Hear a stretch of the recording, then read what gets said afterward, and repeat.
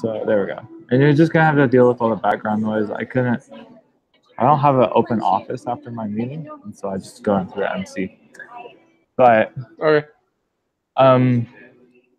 Basically, it's just the same questions that we answered on the discussion board. Hey, someone else joined. Ellie did.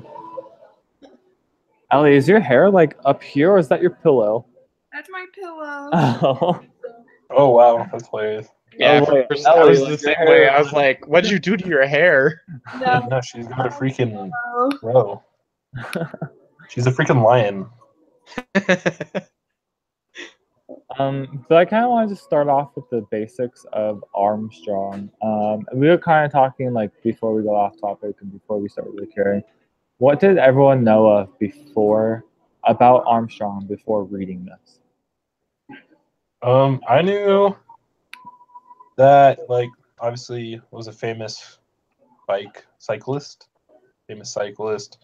had testicular cancer, overcame cancer, and then just started to win a bunch. And then a few years later, they're like, "Hey, you taking drugs and doping?" And he's like, "No, I wasn't." And then they're like, "Yeah, you were." And he's like, "Yeah, you got me." And then he still denied it afterwards too. Yeah, you got me. He's like, "Yeah, you got me." Got me.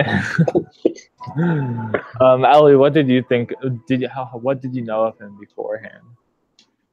Well, it was actually funny because I was at my friend's house on Monday or whatever, and he must have been doing this same assignment, but I wasn't. I hadn't looked that we had to do it. So he was pretty much reading me the entire story and telling me all about him. He was I'm reading a story about one nipple lance or something. He was telling me the whole story that we had read about Lance. So then by the time I read it yesterday, I was like, oh. So it was kind of cheating. But before he ever told me anything, I didn't know anything. Okay. Yeah, I just knew that he was a famous cyclist who had cancer and then won the Tour de France a bunch of times. I didn't even know how many. I just knew he won a bunch. And I knew he got them taken away. Right? Did he actually get him taken away? I thought he still had him. I just knew he won. I didn't know that there was all these accusations of him doping or anything like that. So I think it was definitely an eye opener. Learning what the full picture of the story was. Yeah. What did anyone find super surprising about this? To me, I was like, dang, I really want to do steroids now. But I don't know about y'all. Because I have exercise-induced asthma, and I run marathons and half marathons and everything. And I always have to carry my freaking inhaler, and I hate carrying stuff with. And okay, so I was like, question man, for you: just have more blood, for your athletes-induced asthma, how does that hit you when you're out running and stuff like that? So I thought it was first allergies, and so I've taken every allergy. This was 4 or 5 years ago when I figured this out, but I've taken every allergy pill out there and everything like that, and then still wouldn't start fixing it. So that was a really big problem.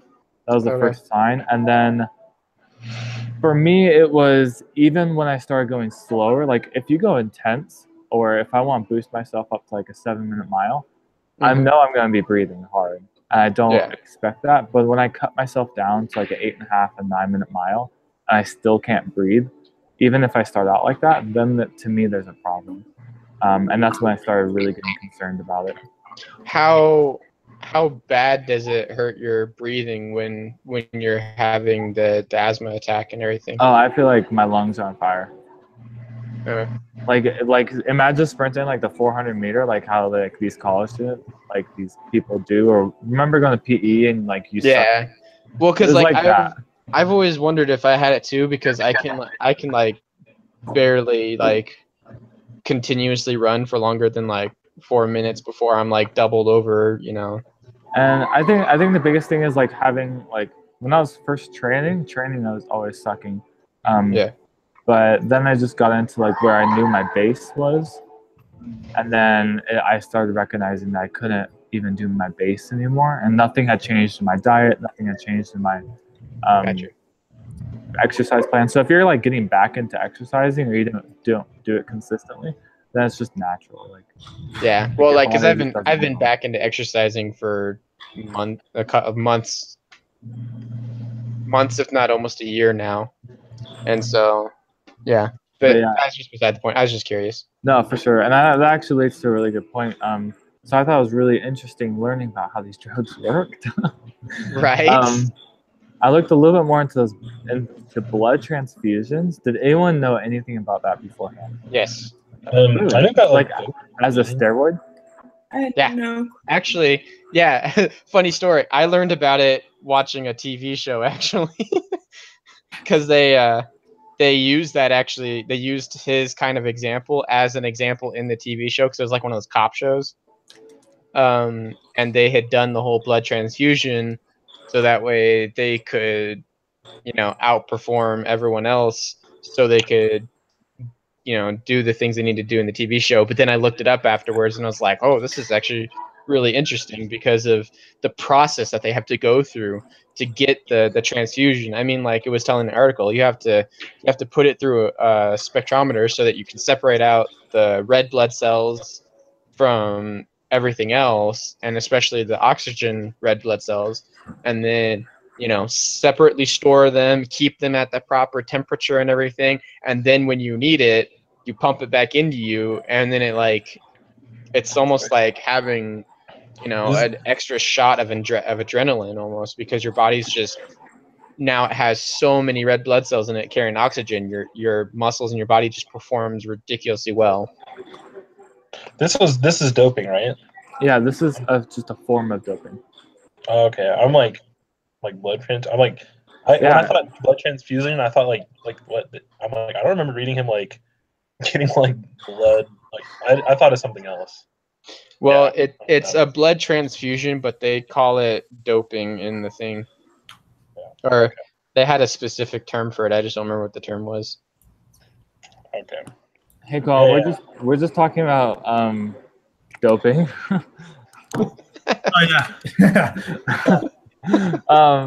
We were just kind of talking about like how like you think of like people taking pills as doping, but this like Armstrong took it to a whole new level. And we were talking about blood transfusions because I've never heard of blood transfusions before. Yeah. As a have you heard of it before as a doping? I've heard of it. I've heard of it before. I was reading it, and it takes like a doctor. Like they can't just do this on their own either. Oh yeah. And EPO, which is a hormone that allows the blood cell to carry more oxygen in it. So they would actually do both. So they would pump their blood up with EPO. They would pump their kidney up with EPO, and then their blood would be super oxygenated, and then they would store that super oxygenated blood and then give it back to themselves. So they weren't only doing like one technique, they were doing all techniques combined. It was really interesting. Yeah. And really cool. Like I need it, but I won't. Start a lab. Like if y'all need blood, just come see me. The on-campus doping lab. That's what the actual blood drive is. That makes so much more sense now. Okay. Colin, was there anything surprising that you found out about like while reading? Did you know much about Lance Armstrong beforehand? Yeah, I kind of knew. I've heard this story about him like doping and everything. I just didn't know he did so much, like the BPO and blood transfusions and testosterone pills and all that. And I think I heard somewhere that he did pot as well. I know Michael Phelps did that, but I think Lance Armstrong did it as well. I think it's just like a side story a few years back. That has nothing to do with this case study. But he did a lot. I mean, he was naturally gifted with like more capacity of oxygen in his body, like it said in the beginning of the case study. So he didn't have to do all that stuff, but it was a shame he did. Kind of ruined the sport and people's image of him. Yeah, so kind of like branching off of, so he never denied. So he admitted to doing doping and everything, but he never denies doing anything wrong, and he uses the reason of everyone else in cycling doing doping. So, like, obviously, this is a huge concern of the culture of cycling and the culture of the Tour de France. But have you guys seen where that is kind of like not to the extremes of doping, or maybe to the extremes of doping, where in your own personal life, where the culture just says it is okay, um, and it's not really right or wrong? Well, every time I just like when I think about it, just like professional sports in general, like I feel like everybody's doing something, and like they say it's illegal, but like it just seems interesting, you know. Like there's still doping scandals coming out every Olympics, like from Yeah. Russia or from other countries, and it's just like it's almost expected, and it kind of ruins everything. But like if everyone's doing it, then it's like almost not like it's almost justified when it should be, if that makes sense. And that's when I think like errors come and like problems come is when like we try to justify things in our own lives because everyone's doing it. It's like, oh, if I do, oh, I have an online quiz, and like, oh, it's online, so I can just go online and use Quizlet. Like I know everyone does it. Like that doesn't make it okay, you know. It's just, it just, it just, it's different from situation to situation, but it's like the same thing, you know. It's I don't know. I'm from Las Vegas, and I'm gonna be honest, it was like really typical for people to just like smoke dope with their parents all the time. And so, like, for me, like, that's weird, but at the same time, because like yes, my parents, like, we all are very active and stuff. But then when I got into high school and just like found out how normal it was for people to be doing that, it was just like super different. But then it got legalized in Nevada and stuff. It was just like, to me, I think it's ridiculous, but it is just crazy how this things get justified, and it just shows like the way of the world and the direction that it's going in. And yeah, like Lance probably was able to justify himself with the Olympics, with the Russians not being able to compete because of what they were doing. Like it's crazy where it's all going. It's true. Well, and I find it interesting because, like, I have a lot of friends. Well, I know a lot of friends from back in California who were the same way with, like, their parents, and they would totally partake and all that kind of stuff. But then I know a lot of people, like, up here who take, like, testosterone pills and stuff like that so they can get a better workout. Because, you know, they're the guys that just love to exercise, and so they'll go and spend, like, 2 hours at the gym, but they'll take like testosterone pills so that they can get the better burn or whatever from actually working out. And I found it interesting that in professional sports and stuff like that, for the most part, most of that stuff is banned. But then, like, you know, recreational wise, people use it all the time. And so it's like, what's the difference between a recreational thing and a sport thing? Because I mean, I kind of wonder if a lot of these professional football players and stuff like that don't take like testosterone pills and whatnot to try and get that better workout to build that muscle, because that's what it does, is it helps people bulk up really, really, really quickly and, you know, get to a larger size than probably they normally would. And so I'm still unsure why it's like such a bad thing sporting wise when people do it all the time outside of sports. I know in college sports for football, for instance, the reason they get a full ride scholarship and they're like the first string on the football team is because of their natural talent. Mm-hmm. So they get tested pretty often with all this stuff, testosterone pills and all this stuff. So you can't really get by with it in college, but when it comes to professional sports, you're not tested as much. There was this baseball player a month ago on the on the Mariners. He got hurt or something, so he had to go see a doctor. and they ran some tests on him and found out he was taking these. I don't know what it was, but these performance enhancers, and so I think he was restricted for like 98 games. Oh wow. Like 90, it was like 21 million, some big number out of his contract for doing that. So you are penalized in like sports for doing it, but They just don't check as much. They don't check as much, and you don't get caught as much. I was gonna say because Barry Bonds, he was the same way. He didn't even say anything about it until afterwards, where he's like, "Oh yeah, I totally took steroids the whole time," but that makes sense that they're just not checked as often. And even like college, for instance, like my brother took performance enhancers. They weren't bad or illegal, but they still got him bigger than. But you would naturally. Exactly. It wasn't natural. It wasn't bad, but it wasn't natural. Mm-hmm. I think it's a big thing among like high school athletes taking these pills because they don't get checked. They don't have people checking them and testing them, and they just want to get big, and it's just kind of like the norm nowadays. It also depends like on the sport though. I guarantee you for professional football, like 80% of those players are probably taking steroids. Oh, they have to. They're huge. But Yeah. but not to get big or anything. It's like when you get hit around that much and you're working like that, like you need to take it to stay healthy.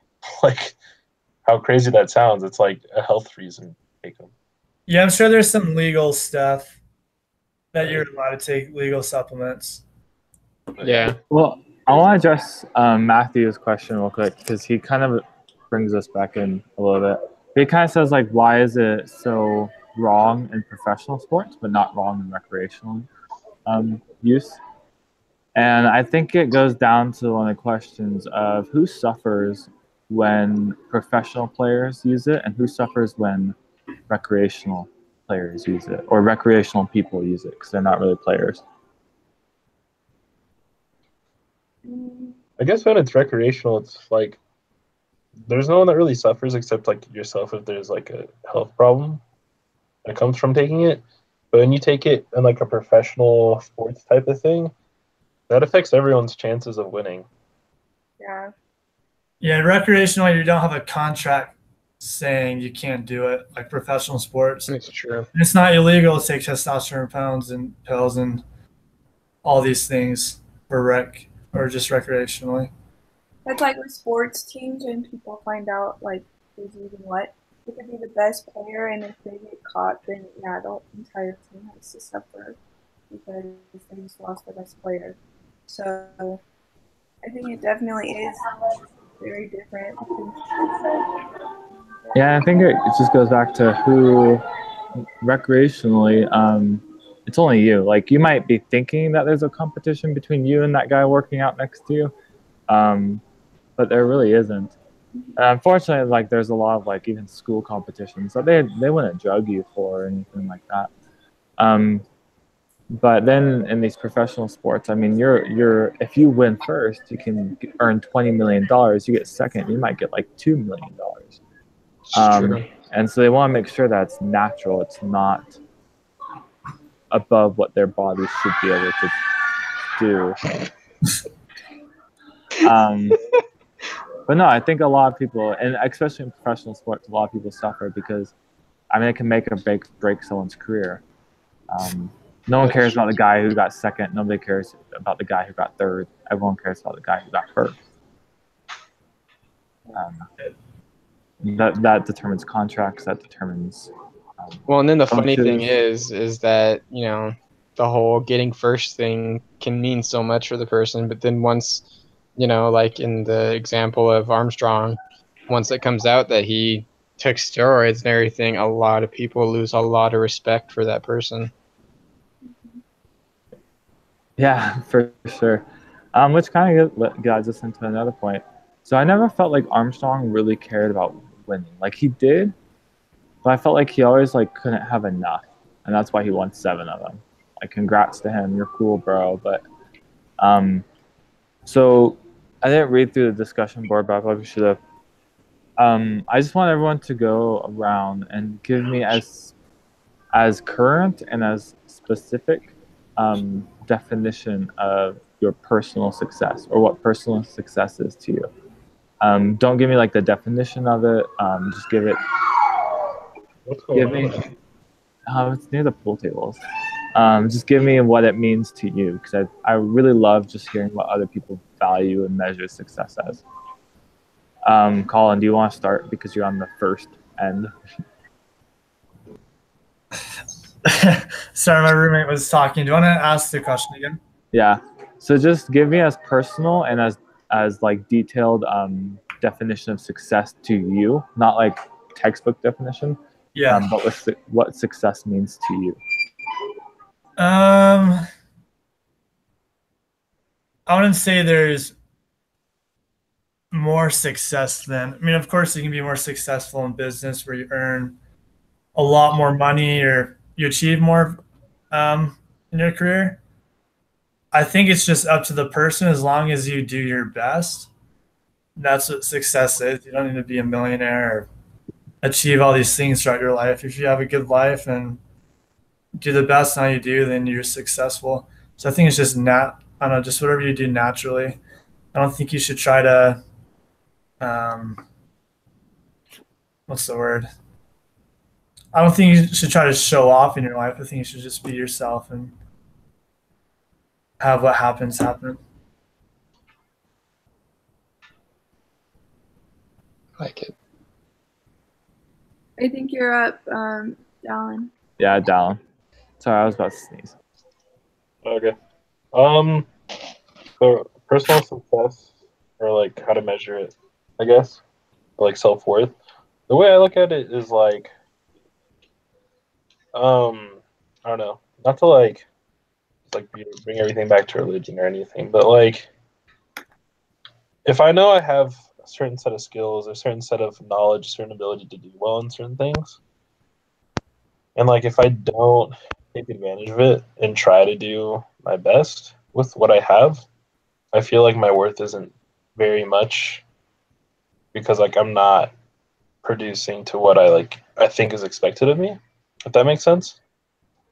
So like, I'm not saying like I need to compare myself to anyone else, but like if I know I'm really good at accounting and that I can get into like one of the best programs if I apply myself for a master's, then like, and if I don't do it, that's like me not living up to my personal like self, or the personal wealth that I can achieve, you know? And Yeah, so like personal potential. exactly. And so like how I measure myself isn't basically on what people see, but it's on what I think I expect of myself. And so like if I know what I can do, then I expect myself to do it. Does that make sense? Yeah. Ellie. You want me to go? Yeah. Yeah, I definitely think it has a lot to do with personal potential. Just what he was kind of like talking about. I can't think that like I'm not doing my very best until I can do like what LeBron does. I'm the same person as LeBron James, so obviously I can't do the same stuff as him. So just being able to like be realistic, but also set high standards for myself and like not settling. I don't think that there ever is really a point with anything that you should be able to settle with. So I just think that as long as you're having personal growth and it's positive and it's something that is having a positive impact in your life rather than like making you unhappy or something like that, then that's success to me. As long as that's happening. Okay, thanks for sharing. Matthew, what do you have to say? What success means to you? I like a lot of what everyone said already. For me, success is just how you live your life. Like, are you living it to the fullest? Like, now that doesn't necessarily mean that you make the most money or, you know, you have the best job or the coolest family or whatever. It's just how well do you live your life? How well do you work your job? You know, are you a reliable person? How well do you get along with your family and have that family relationship? How well do you just live to the fullest, you know? And can you look back at things and be like, yeah, that may have sucked, but you know, I got through it, and you know, I did a good job for that and everything. So that's how I look at success. How well you can just live your life and live it to the fullest. Thanks. My, I don't know. I don't know. My definition of success is just meeting my goals, and how they progressively get different. Um, like for example, something that I've just always noticed. So I've lived in like 15 houses my entire life, with my family, and so we moved around a ton. And I just noticed that wherever we moved, my mom could make whichever house it was feel like home. Like as soon as you walked in that front door, the entire attitude, the entire atmosphere of your life changed. And no matter the home, no matter the friends, no matter the situation, she could always do that. And so to me, like my current goal is to be able to achieve that. And that's my success for now. But then my success changes as I get different goals. And so when I meet a goal, that means I've succeeded to me. So when I write my 10-page paper, I've succeeded. And that's just how I measure my success and how I look forward to my success. But I really liked how in everyone's definition, there was something that was, it was increasing your own self. It was never like, oh, I just want to be where I am now. It was always about improving yourself. And I kind of like to some degree that was always about improving other people around us. And so now take our general ideas of success, and how did Lance Armstrong view success? Did he view success as something attainable?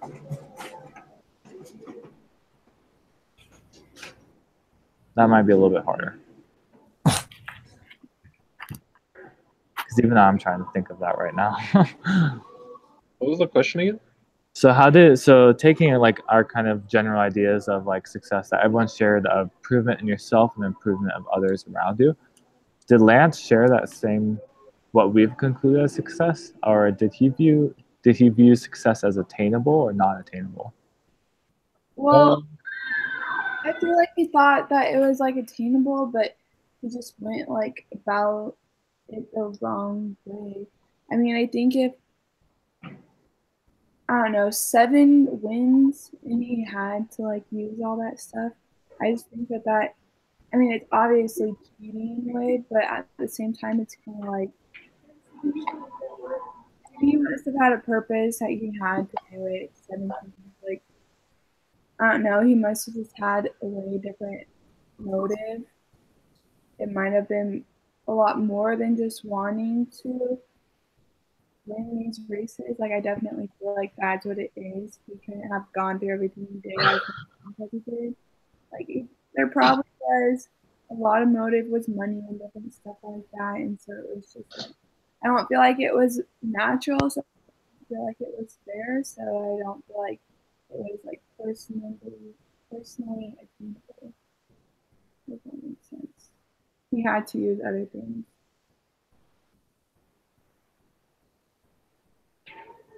Yeah, that was kind of a weird question. Sorry about that, but it's kind of, yeah. Let's shift a little bit. Let's talk about honesty. So I really like this question because I think everyone took it a different way in the discussion board. But were the other riders, Hamilton, Landis, and those who testified, were they too loyal to Armstrong or not loyal enough to Armstrong? And I think it depends on when you look at where they are, or at what time of the timeline you look at them. But were Hamilton, Landis loyal to Armstrong, or were they not loyal to Armstrong? I think they're loyal and disloyal at certain parts. I guess they were loyal to him because they did what he said by taking those enhancers, but disloyal when they testified against him in court. So I think it goes both ways for them. And maybe they're too loyal by taking those enhancers. They don't need to. They weren't forced to do it.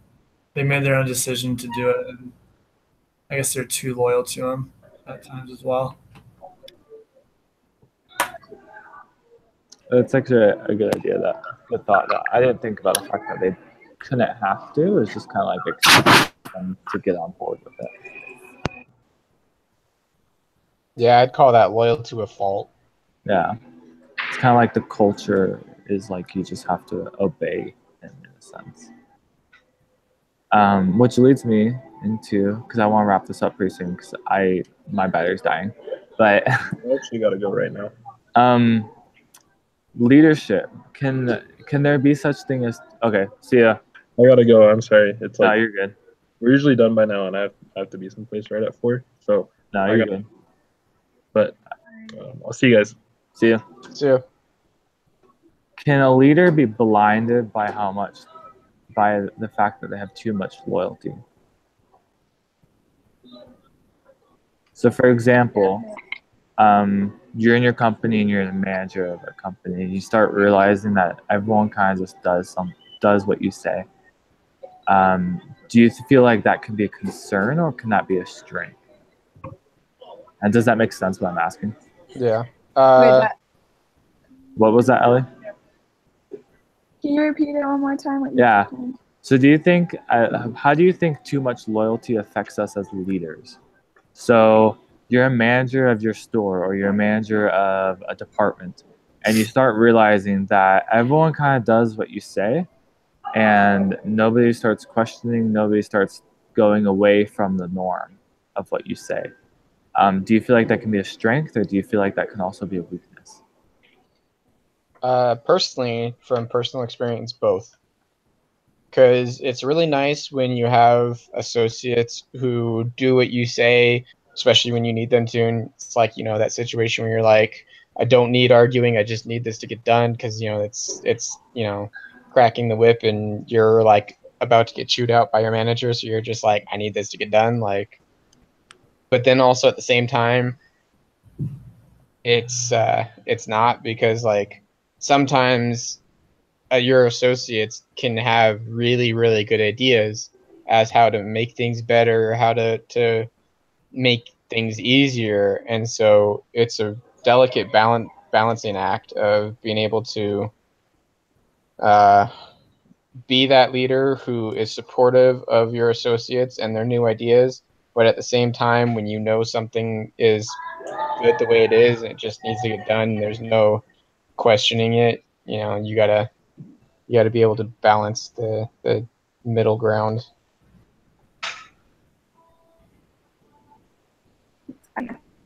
Spot on. And I think also when you're not letting other people share their ideas, you're also missing opportunities to have improvements within your company, or just within anything.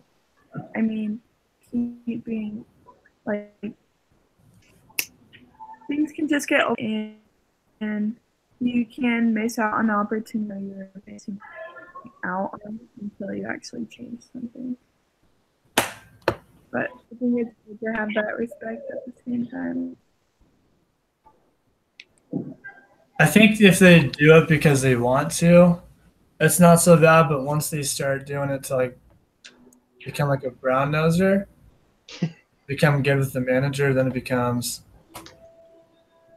like not right, or just gets annoying, I'm guessing, as the manager. Yeah. Definitely. I hope they notice it. I hope managers notice that once people are brown nosing them. Oh, I hope so too. It depends on the managers. I've seen quite a few managers who, like, you go to them and you're like, you realize this person's just doing this to like get on your good side, and they're like, wait, really? And I'm like, and you're just like, yeah. Like, you should hear what they say about you behind your back. No, I'm just kidding. No, I think it's a definitely. I think you can kind of sense it as a manager when you have the time and place for questions and concerns, and in your normal conversations, you can kind of see that, because it's always good to disagree. I really believe in disagreement and conflict as being a really good thing. But like Matthew is saying, that there's a time and place where it's not okay, and where you need them to be loyal. And I think as a manager, you should be aware of the fact that they never start like criticizing you, or they never start suggesting new ideas, and then that might be a sign of too much loyalty. But if you always welcome the opportunity for new ideas, and you always make sure that you're listening to maybe criticism that you're doing or process that's happening, I don't think you're gonna build up too much loyalty. But I think Lance Armstrong was just blinded to anything. Like he never allowed for someone to speak up. He never allowed for anyone to give criticism. And if he did, he cussed them out. So Yeah. and that's the other thing is if someone does criticize you, you build this culture of okay, thanks, instead of saying, oh no, you're an idiot. Because both can have a concern and both can kind of add to that too much loyalty. And then you might be able to get away with a lot of stuff, which is awesome, Well, but not awesome at the same time. criticism is always a good thing. I mean, some people view it as this horrible thing. Yeah. Like, don't ever want to tell you something to your face, or they like if you try and criticize them, they freak out about it and think that you're like angry at them and that they're getting in trouble, and you're just like, no, it's just a learning moment, a growing moment. Everyone needs this to better themselves. I took conflict management, COM 450, really hard class, but it completely changes the idea of conflict and disagreement. And in some cultures, disagreement is really bad, in the sense that the manager takes it really personally, and the manager gets really frustrated at it. But in essence, disagreement and conflict it's not a good thing, it's not a bad thing, it's just how people interpret it. It's how people conclude it. But I'm going to wrap up. I've got 10% battery left. Oh, I had this pulled up, but no, I don't. I want to go over who is doing it next week. Okay, I gotta load more messages.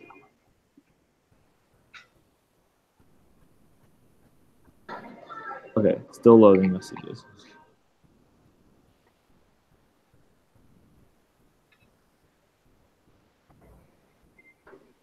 Okay, next week is going to be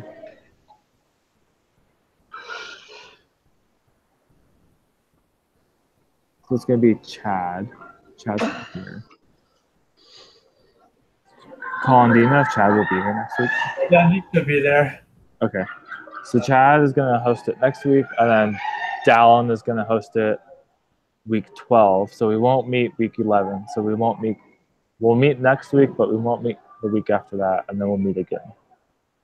So week 10, did you guys read that announcement for it? I haven't yet. It says it's not like your typical case study. It's like a brief thing. But we should meet earlier in the week to get ready for like this. It's called a wilderness survival assessment or something like that. That's at the end of the week. Do we want to? I don't know. I could do Tuesday. I can do Tuesday, Wednesday, or Thursday, any day, any time throughout that day, and then Monday after 2. We did Tuesday morning. I work